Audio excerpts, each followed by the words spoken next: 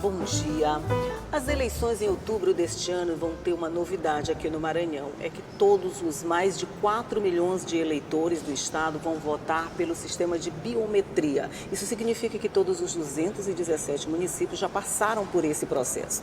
E esse é um dos assuntos que nós vamos discutir hoje aqui no programa. Porque quem veio tomar café comigo para falar sobre esse assunto foi o vice-presidente e corregedor do TRE, Tairone Silva. Bom dia, doutor Tairone. Bom dia.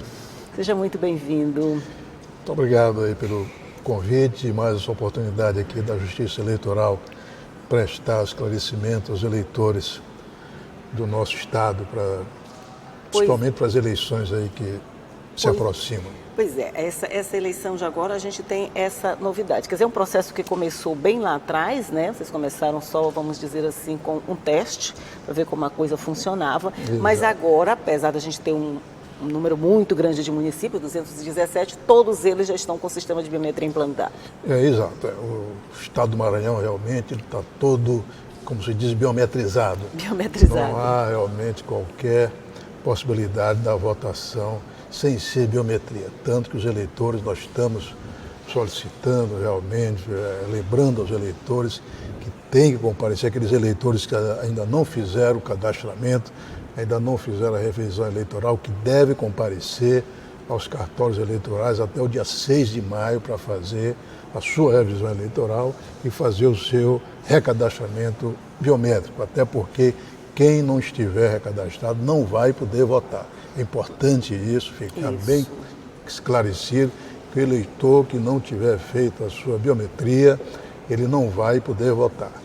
E esse prazo é até o dia 6 de maio. Então, até 6 de maio, quem ainda não fez esse processo até agora, que ainda tem um tempinho pela frente, mas a gente tem um costume de deixar tudo para a última hora. Quando for a partir do dia 5 de maio, todo mundo começa a correr para os cartórios. Mas a partir de agora, quer dizer, a partir de agora não, já está liberado, quem quiser já pode comparecer aos cartórios para fazer isso. Perfeitamente. Esse é outro aspecto importante, porque como é um sistema informatizado, quem não comparecer não vai ter possibilidade de prorrogação. Então, que não se deixe para o último dia, porque normalmente no último dia tem aqueles atropelos e às vezes não dá para se fazer dentro do horário, o horário se extrapola e a pessoa vai terminar a ficar sem fazer o seu recadastramento eleitoral. Então, o importante é comparecer logo, a partir de agora, comparecer antes ao cartório eleitoral, para não ter que enfrentar a fila e nem correr o risco de ficar sem fazer o seu registro eleitoral, sem fazer o seu cadastro eleitoral e, consequentemente, ficar sem votar, porque não tem condições qualquer de ter prorrogação, quer de horário, quer do prazo. Porque quem não fizer o recadastramento não tem nenhuma possibilidade de votar, porque não existe mais o sistema manual no município em que ele já está todo biometrizado, como o senhor falou. Não existe mais possibilidade, entendeu? E outra coisa, só vai poder se regularizar só a partir de novembro, depois das eleições, não tem como se regularizar antes. Quem perdeu 6 de maio só vem agora depois das eleições, 6 de novembro, quer dizer, só vai participar da próxima eleição, não participa mais dessa. Não participa dessa. Entendeu? Entendi. Mas se por acaso houver algum problema na biometria, vamos dizer que o município lá no final do Maranhão, Paraibano, eu acho que é bem longe, houver um probleminha lá com a biometria, ou aconteceu algum problema, tem possibilidade de alguma forma de se fazer ainda a eleição pelo sistema tradicional, mesmo estando o município biometrizado, como o senhor falou? Não, tem sim, claro. Porque aí a questão não é do eleitor, é a questão do sistema realmente. O eleitor ele está com a sua biometria, mas não pode votar em razão do sistema que deu algum defeito.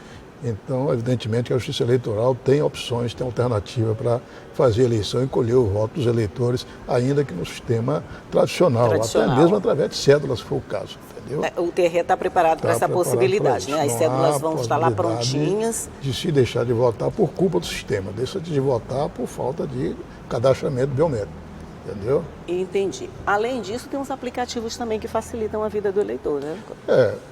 Tem agora um sistema muito moderno que é chamo e-título, né? E-título. E-título que o eleitor pode consultar no site do TSE qualquer informação. Inclusive é importante o eleitor nas eleições agora ele consultar o seu seu local de votação, a sua sessão, o local que vai votar, entendeu? Para quê? Para quando sair de casa ele sair com a certeza sabendo onde ele vai votar, entendeu? Não ter esses atropelos de última hora de chegar numa sessão e não ser a sua sessão e ficar sem saber para onde se deslocar.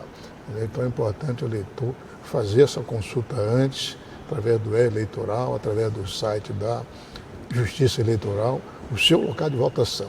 E a partir daí não ter qualquer dificuldade. É verdade, isso que está falando é muito importante, porque eu já passei por isso, não prestei atenção que a minha sessão tinha trocado de lugar. Quando fui votar, vi que meu nome não estava lá, tive que nessa hora sair procurando onde era a minha sessão eleitoral. Parece uma bobagem você dizer isso, né? Entendeu? Todo mundo tem que saber o lugar onde vai votar. Todo mundo tem que saber de verdade, não é o que você acha, não. É o que está determinado pelo tribunal. Acontece, isso é interessante, que às vezes acontece com o juiz eleitoral. Aí fica mais complicado. Fica com vergonha, realmente, como é que eu faço? Fica eu não com sei, vergonha, entendeu? E pode acontecer que você, digamos assim, se dê conta disso no final do horário. Aí, como é que vai fazer? E aí, como é que faz? Entendeu? Ele vai ficar sem votar. Então, já aconteceu? Ninguém está ouvindo. Já aconteceu do juiz eleitoral ficar sem votar? Porque ele já aconteceu isso? De alguém ficar sem votar, de um juiz, por exemplo, ficar sem votar? Porque não, assim, não, às vezes é mais por causa de serviço também, porque o juiz fica trabalhando, aí às vezes esquece realmente do horário de sair, às vezes não pode sair. Hoje até que não existe muito essa dificuldade, porque hoje o juiz mais supervisiona, ele não tem mais aquela atividade como tinha nas eleições anteriores, que o juiz ficava passando pelas sessões, acompanhando, atendendo chamado, entendeu? Atendendo reclamações. Hoje não, hoje como pelo sistema da urna eletrônica, realmente o juiz tem a sua vida mais facilitada em termos de fiscalização das eleições. Entendeu? Esse processo todo tornou o processo eleitoral bem mais facilitado, né, doutor Taliani? Quer dizer, você não tem mais aquela, por exemplo, eu me lembro que antigamente tinha aquela fila de urna que vocês ficavam vigiando o tempo todinho, de noite. Isso facilitou muito. Isso, de alguma forma, faz com que um ano eleitoral como esse que a gente está, traga menos preocupação para o tribunal? Eu não diria menos preocupação, eu diria menos operacionalidade, digamos assim. É um trabalho mais informatizado, é um trabalho mais técnico, entendeu? É um trabalho que já tem uma programação pré-estabelecida, entendeu? Então nós somos só fazer com que essa programação se restabeleça de uma eleição para outra, atualizar naturalmente os dispositivos técnicos que existem, entendeu?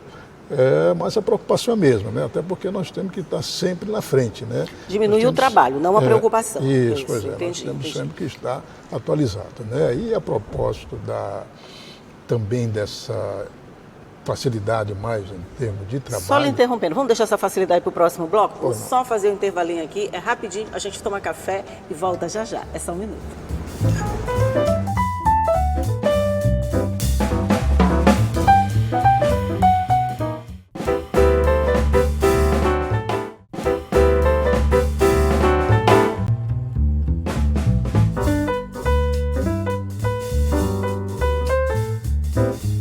Já estamos de volta, eu estou conversando aqui com o vice-presidente do TRE, corregedor também do tribunal, doutor Tairone Silva, e a gente estava falando das facilidades e dificuldades do tribunal com relação ao ano eleitoral. Você está dizendo que diminuiu o trabalho, não a preocupação, não é?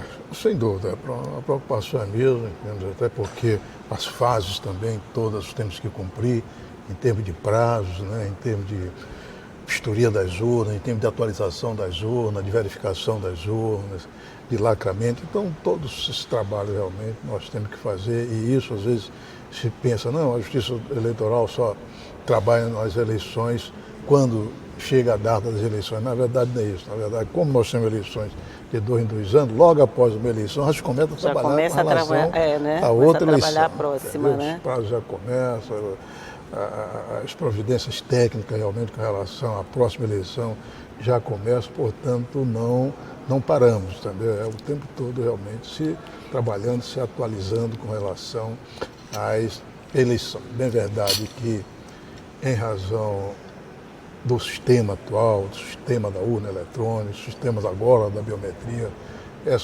as eleições passaram a ser mais seguras, mais garantidas, entendeu? Nós temos um sistema técnico, digamos assim, de maior facilidade em termos de acompanhamento das eleições, acompanhamento dos trabalhos eleitorais. Os candidatos têm mais facilidade em termos de formular seus registros, entendeu? Tirar suas dúvidas, enfim. É o mundo atual. A informática veio para ajudar bastante nesse processo, sem né? dúvida. E nós aqui no Brasil, graças a Deus, nós estamos bem avançados. A questão da segurança, eu imagino que foi o que deu um salto bem significativo, pode dizer assim, né? Entendeu? E tecnologicamente nessa área nós somos melhores do mundo praticamente em termos de qualidade nas eleições, em termos de votação, em termos de apuração, entendeu? Então, isso aí, pelo menos nesse aspecto, nós podemos nos orgulhar com relação ao resto do mundo. Eu acho que a gente pode se orgulhar mesmo, porque quando você olha as eleições nos Estados Unidos, a gente olhando agora esse início do processo eleitoral das eleições primárias, né, que eles têm lá, a atrapalhada que foi para sair o resultado. Aí a gente fica pensando assim, o nosso é tão mais simples, por que não importa? Existe a possibilidade de passar essa nossa expertise para outros países? Quer dizer, tem outros países interessados nesse processo que a gente já utiliza? Não tem. Normalmente, nas eleições aqui, sempre vem países realmente de outros continentes a acompanhar as eleições e acompanhar realmente a nossa tecnologia. Já existe realmente países aí que estão procurando meios de adotar. Negócio que, como a eleição normalmente tem alguma coisa de tradicional também, de cultura, entendeu? Caso dos Estados Unidos. Caso dos Estados Unidos já tem essa cultura de fazer eleição, que é uma eleição aparentemente até indireta, porque realmente se faz um voto, se faz uma votação prévia, os delegados, né? Os delegados, depois o delegado, esses delegados então é que vão votar.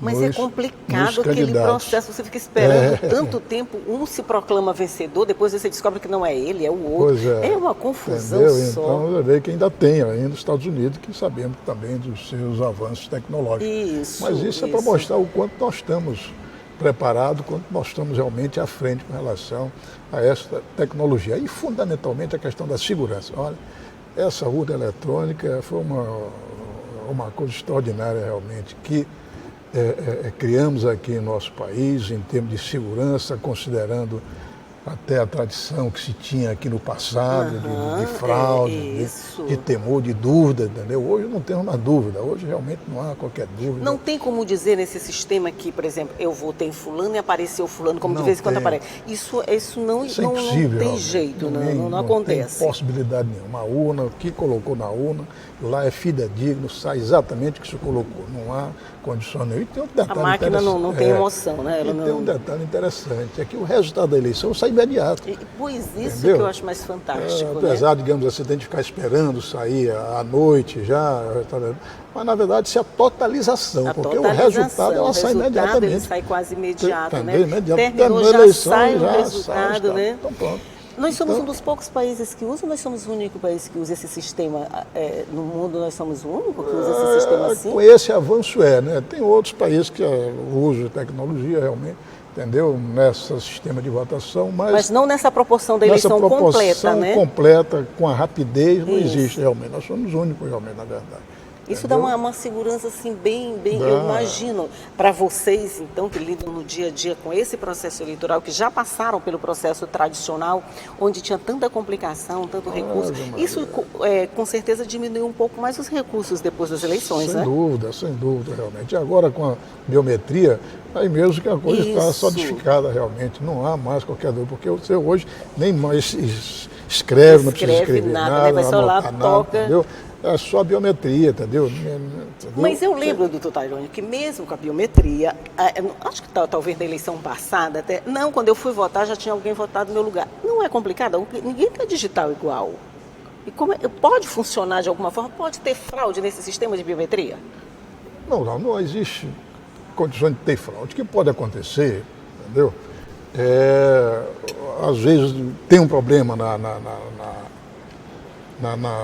na impressão digital, entendeu? No interior acontece muito isso, o trabalhar rural, entendeu? O agricultor que usa muito as mãos realmente, entendeu? E às vezes tem alguma dificuldade.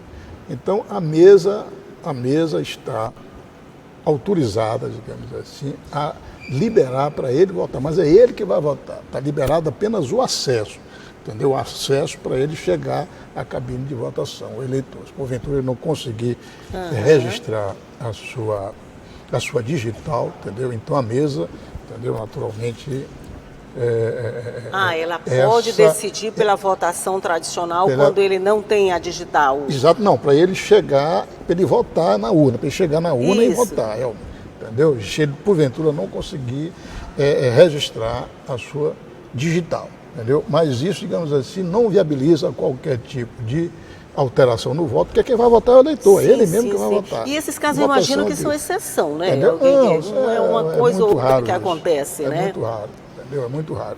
Até porque a identificação dele está lá na folha de votação, fica a identificação dele, com retrato, se enxerga com a identidade, e ele mesmo que vai votar, ninguém vota por ele, entendeu? Então, o senhor falou com o retrato, com a foto, né? É interessante que é preciso levar um documento com foto no dia da eleição. É importante na eleição realmente comparecer com o título e com o documento com foto. Com foto, porque é isso que identifica o eleitor. Quer dizer, a digital vai identificar na hora da votação, mas para ter acesso ao local da votação é necessário a foto do eleitor. Né? O documento com foto. Quando começa o ano eleitoral? O senhor disse que começa 2 anos antes, porque a gente tem eleição de 2 em 2 anos, certo?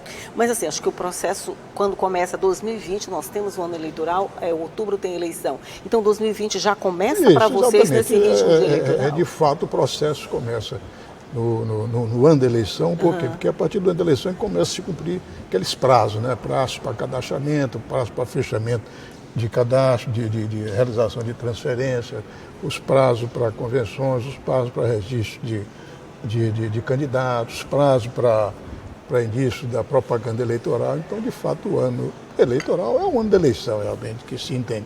Claro que esse trabalho interno, que eu falei, esse trabalho interno da Justiça Eleitoral, é um trabalho operacional, entendeu? De todo o sistema eleitoral. Agora, o ano eleitoral, efetivamente, é o ano que tem. É o ano do trabalho, eleição, não tem jeito, né? Assim, os candidatos, com relação a essas mudanças todas, a gente está falando até agora do eleitor, mas para os candidatos também teve muita mudança. A gente tem uma campanha eleitoral completamente diferente do que a gente tinha há uns 5 anos atrás. Acho que foi a partir da última, né, que teve a implantação total das mudanças.